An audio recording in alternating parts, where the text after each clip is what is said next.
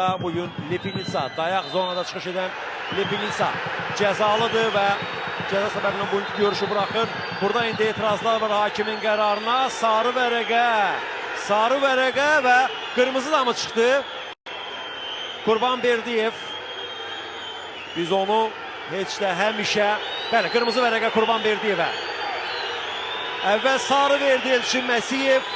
Ardınca isə baş məşqçinin təpkisi bitmədi və nəticədə Elçin Məsiyev Qurbanberdiyevə qırmızı vərəqə göstərir. Yunus Hüseynova da sarı vərəqə və Yunus Hüseynovun dodaqlarından oxudum onu ki, mənə niyə verirsən?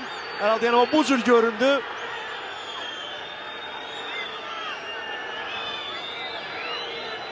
Qayda pozuntusu olduğuna iddia edirdi.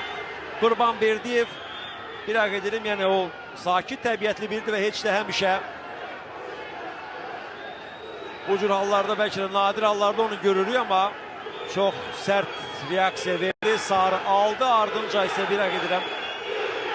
Görünən bu ki, yenə nəsə dedi və Elçin Məsiyev ona qırmızı vərəqə göstərdi.